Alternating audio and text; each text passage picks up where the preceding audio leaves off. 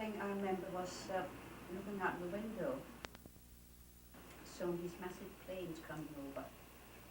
Did you know what they were? Or? No, I had no idea. And how old were you then? 12. And I said to Mother, what was that? And said, oh dear, she said, I think they're Germans.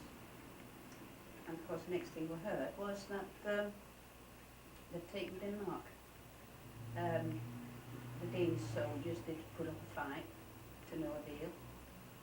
And from that day on we were occupied by the Germans and rationed, because most of our food, I mean we could fend for ourselves food-wise, and a lot of dairy and meat. Export an awful lot.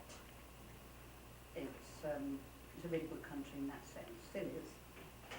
And we had blackouts almost straight away. Electric? From the electricity, you mean? We weren't allowed to have light showing through the windows. Why? Because of they didn't want the English planes to see us. So, I mean, blackouts in England. No, but yeah, I didn't think the English. Well, the English planes were coming over. Okay. And I remember again standing at this window, and I saw these bombs drop. And there were, yeah, it must, of course it was British planes coming over to bomb sugar factory, which made ammunition. And one very nasty incident was when some planes came over. I don't know what the target was, but one dipped his plane wing, and the others who followed thought that was a target, and they dropped some bombs on a school, a Catholic school, nuns and children got killed. But it was just one of those unfortunate things.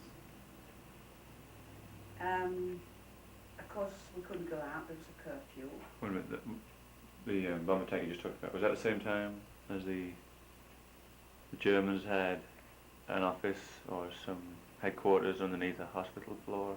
No, it was a prison. Okay. Where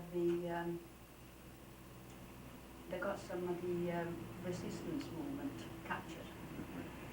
And I don't know how they did that, but they managed to bomb sort of in the middle of the building. And the prisoners were on the top and managed to escape. Wow. It was most fantastic. Really, really good. But how they did it. And of course then we heard messages on the radio, you know, funny messages like Rosie's going out tonight, or the soup is getting cold. This is the BBC radio or the Danish BBC? Yes, yeah, BBC you could listen to. And of course that was a code message to the resistance movement. I had a cousin who was in the resistance movement. His mother didn't know, nobody knew. He wasn't allowed to tell anybody. Well, you knew? I didn't. Oh, it wasn't until afterwards? We didn't know until after the war that he was in this resistance movement. Do you have any boyfriends or anything? Oh yes, yes. In the resistance? Did I? Yeah. No. And I say we tried to do the best we could with the evenings, and used to have our boyfriends and girlfriends in and do little talks about different subjects which we had to choose, because there was something else to do. And then of course we went to Tivoli, and I don't know what else we did. Dancing and... They had movies and stuff? Pardon? Movies? Yes. And I played badminton. And went to English classes. Started working at the telephone exchange. Didn't they make you speak German? No, they didn't. But when we worked at the telephone exchange, the Germans came up and wanted to know if anybody spoke German. Even if some did, they said no, they didn't, because they wanted them to work for them. Of course, there are a lot of girls who were just like men in uniform, and a lot of Danish girls went out with the German soldiers. And course we didn't care for that. My mother was not afraid at all. In fact, she was a bit too daring. When we came past soldiers standing guard outside buildings, she would say as loud as she could in Danish, "The German swine." Frightened me to death. I wondered what they were going to do, because some of them could understand Danish. Because some of these soldiers had been over to Denmark, when was that? Before the war, a lot of young boys from Germany came over to stay with Danish families. And of course some of them would be able to understand and speak Danish. I remember one incident, but that's something and nothing, that coming back from the telephone exchange, we were standing waiting for the train, and a young man who was in the resistance movement spoke to us. No, something. No, right. I think he probably must have said something he shouldn't have said. Can't remember what he said. And the resistance killed him, you think? No, the Germans would have got hold of him. Yeah. And also, not really far from this telephone exchange, what we lived at, that was a suburb of Copenhagen. What was the name of the town? Herald. You could hear shooting ever so often. And that's where they shot the resistance people, and they got hold of them. And that's how the war went. I mean, I hadn't got the trouble and the bother about rationing. My mother saw to all that, of course. But the worst thing which really bothered her was that she couldn't get cigarettes. Before, just as the war had started, we left Copenhagen. I went down to a small place called Roskilde. My father became a manager of this hotel. And we moved there. That meant my brother had to travel into Copenhagen every day.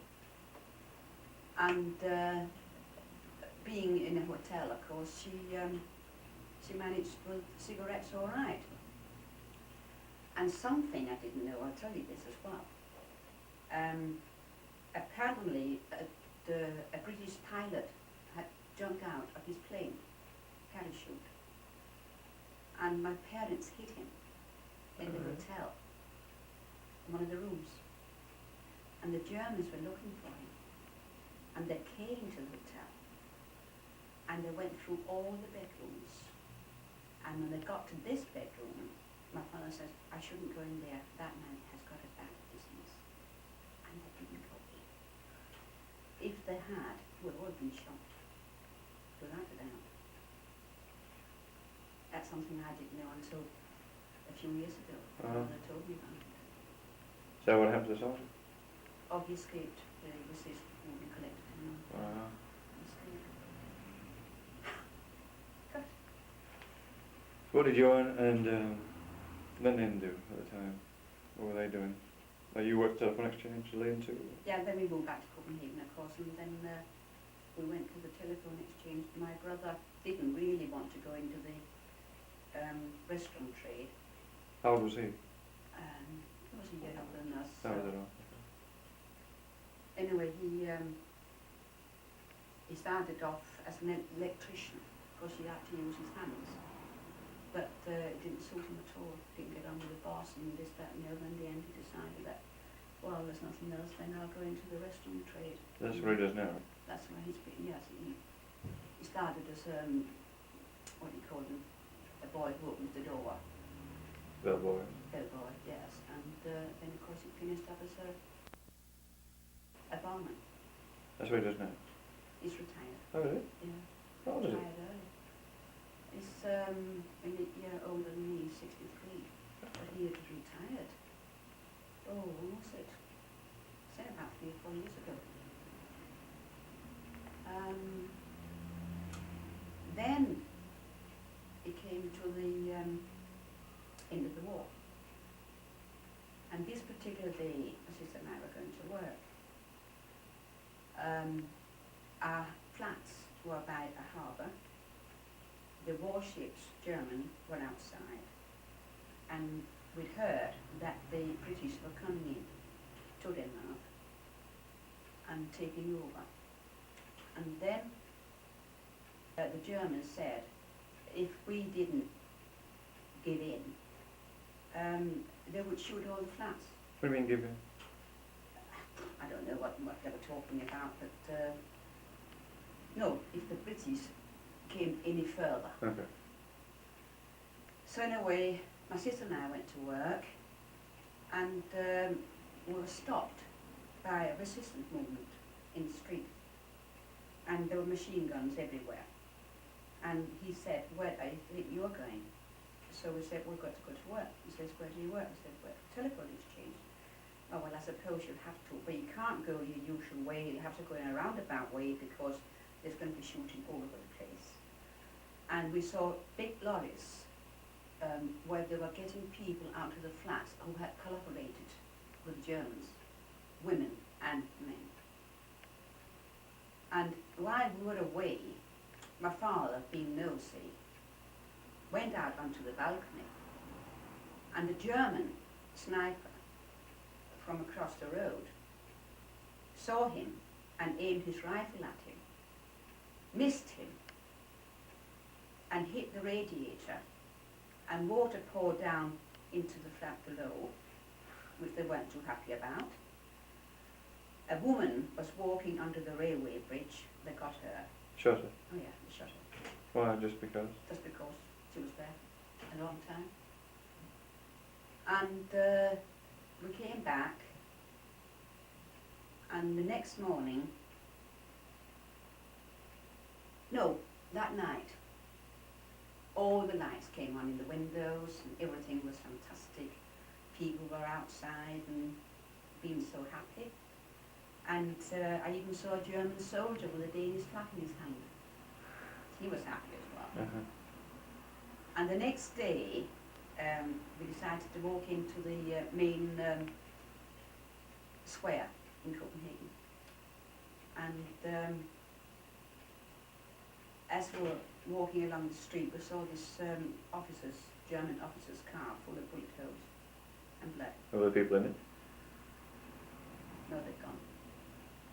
And then we went into the main square, where the best hotel is called WWII, which the Germans took during the war as their residence. And while we were in there, and it was full of people, of course, and there were some tanks with British soldiers, and all of a sudden there was shooting coming from this hotel, and we all went down on our stomachs. But the British soon got them, of course. Mm-hmm. So that was an experience.